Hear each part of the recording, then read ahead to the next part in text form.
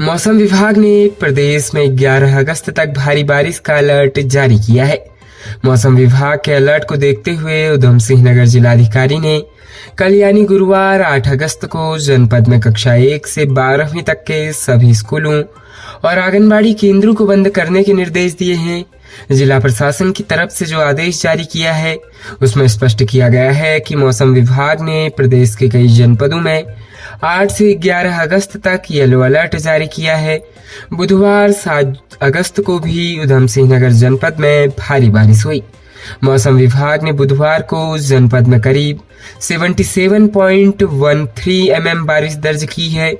वहीं पहाड़ी जनपदों में हो रही बारिश के कारण मैदानी इलाकों में नदी और नालों का जलस्तर भी बढ़ गया है। इसीलिए जनपद में कल गुरुवार 8 अगस्त को स्कूलों और आंगनबाड़ी केंद्रों की छुट्टी के आदेश दिए हैं। बुधवार को भारी बारिश के बाद उधम सिंह नगर जनपद मुख्यालय रुद्रपुर समेत अन्य इलाकों में बाढ़ जैसे हालात बन गए। कई घरों में पानी घुस गया। घरों में फंसे करीब 500 लोगों का एसडीआरएफ ने रेस्क्यू किया।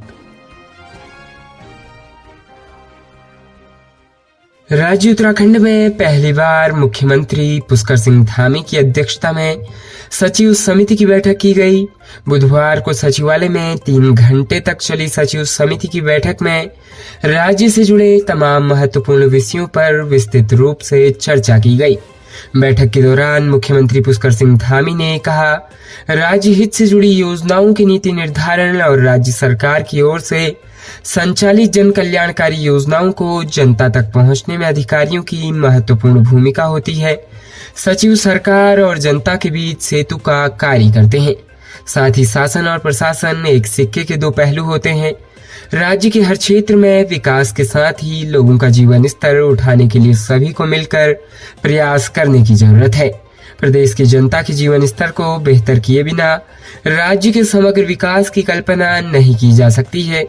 ऐसे में योजनाओं के बेहतर निर्माण के साथ ही उसे सही ढंग से लागू करने के लिए विस्तृत एक्शन प्लान तैयार किया जाना चाहिए, क्योंकि सरकार की योजनाओं और निर्णय का असर प्रदेश की जनता के जीवन पर पड़ता है। ऐसे में योजनाओं और निर्णय में राष्ट्रहित और जनहित पहली प्राथमिकता हो। बैठक के दौरान सीएम ने सचिवों को निर्देश दिए कि विभागों में खाली पड़े पदों को भरने के लिए आयोग को अधियाचन भेजा जाए, ताकि अगले 2 सालों में खाली पदों को भर लिया जाए। मुख्यमंत्री ने कहा, राज्य की बड़ी परियोजनाओं की अलग से वृहद स्तर पर चर्चा की जाए। तमाम परियोजनाओं को दैवीय आपदा या अन्य किसी भी संभावित नुकसान से बचाने के लिए उनका सेफ्टी ऑडिट भी किया जाए। पुराने पुलों, एसटीपी, जल विद्युत परियोजनाओं, सुरंगों और अन्य जरूरी अवस्थापना से संबंधित कामों का सुरक्षा मानकों का पूरी तरह से पालन किया जाए, ताकि किसी भी प्रकार से जान माल का नुकसान न हो। सचिवों ने बैठक में अनेक सुझाव भी दिए। प्रदेश के कुमाऊं क्षेत्र में एक बार फिर से जमकर बारिश हुई, जिससे उधम सिंह नगर पानी पानी नजर आया। बीती देर रात से लगातार हो रही बारिश से कई इलाकों में जल भराव हो गया। इतना ही नहीं, पानी इतना भर गया कि लोगों को अपना घर तक छोड़ना पड़ा। करीब 14 घंटे से हो रही बारिश की वजह से कल्याणी नदी उफान पर आ गई, जिसके चलते उधम सिंह नगर के रुद्रपुर के आजाद नगर, मुखर्जी नगर और जगतपुरा में पानी भर गया। भारी बारिश की वजह से नदी उफान पर आ गई और पानी रिहायशी इलाकों में घुस गया। इस बात का अंदाजा जिला प्रशासन के साथ आपदा प्रबंधन को भी हुआ, लिहाजा पूरे इलाके में एसडीआरएफ की टीम को तैनात किया गया। जैसे ही मकान पानी में डूबने लगे, वैसे ही एसडीआरएफ की टीम ने लोगों को बाहर निकालना शुरू कर दिया।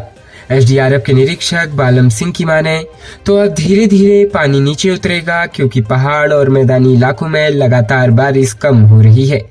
इतना ही नहीं, सड़कों पर जो राफ्ट आसानी से पहले चल पा रही थी, अब पानी कम होने की वजह से वो भी ठीक से नहीं चल पा रही है। इसका मतलब यही है कि अपनी अब धीरे धीरे नीचे उतर रहा है। हरिद्वार जनपद में आईआईटी रुड़की तैनात एक कर्मचारी ने स्वयं की जान ले ली। मृतक कर्मचारी के परिजनों ने एक सीनियर अधिकारी पर उत्पीड़न का आरोप लगाया है, जिसे लेकर मृतक कर्मचारी के परिजन कोतवाली पहुंचे और जमकर हंगामा किया। वहीं मृतक कर्मचारी की पत्नी ने संस्थान की एक महिला अधिकारी पर उत्पीड़न का आरोप लगाते हुए पुलिस को तहरीर सौंपी है, जिस पर अब पुलिस जांच में जुट गई है। जानकारी के मुताबिक IIT रुड़की में तैनात जूनियर असिस्टेंट शरद पवार ने मंगलवार की देर शाम जहरीला पदार्थ खा लिया, जिसके बाद हालत बिगड़ने पर परिजनों ने उसे निजी अस्पताल में भर्ती कराया, जहां पर उपचार के दौरान कर्मचारी शरद पवार की जान चली गई। इसके बाद सूचना पर पहुंची पुलिस ने शव को कब्जे में लेकर पोस्टमार्टम के लिए रुड़की सिविल अस्पताल की मोर्चरी में भिजवा दिया। SSI रुड़की सिविल लाइन कोतवाली अभिनव शर्मा का कहना है, पूरे मामले में तहरीर के आधार पर मुकदमा दर्ज किया जा रहा है, साथ ही पूरे मामले की जांच की जा रही है। राज्य उत्तराखंड के अल्मोड़ा में राजा आनंद सिंह राजकीय बालिका इंटर कॉलेज एक छात्रा को उसकी शादी हो जाने के बाद कक्षा न बैठने देने का मामला सामने आया है। छात्रा और उसके परिजनों का आरोप है कि शादी के बाद अब स्कूल प्रशासन उसे प्राइवेट रूप से आगे की पढ़ाई करने को कह रहा है। उधर मामले में स्कूल प्रशासन ने सफाई दी है। जानकारी के मुताबिक अल्मोड़ा के नियाजगंज की रहने वाली एक छात्रा सिमरन GGIC की कक्षा 11वीं की छात्रा है। वो कक्षा 8 से इस विद्यालय में पढ़ती आ रही है। बीती 28 जुलाई को उसके परिजनों ने उसकी शादी कर दी थी। छात्रा सिमरन ने आरोप लगाते हुए कहा कि शादी होने के बाद जब वो 3 अगस्त को स्कूल गई थी, स्कूल में उससे कहा गया कि अब आप स्कूल नहीं आ पाओगी और प्राइवेट से पढ़ाई करो, इससे यहाँ के बच्चों का माहौल खराब होगा। छात्रा का कहना है कि वह स्कूल जाना चाहती है और आगे पढ़ना चाहती है, लेकिन उसे मना किया जा रहा है। वहीं छात्रा सिमरन की सास हीरा देवी ने आरोप लगाते हुए कहा है कि अपनी बेटी की शादी के बाद जब वो बहू को स्कूल लेकर गई तो स्कूल प्रशासन ने उन्हें उनकी बहू को क्लास में बैठाने से मना कर दिया।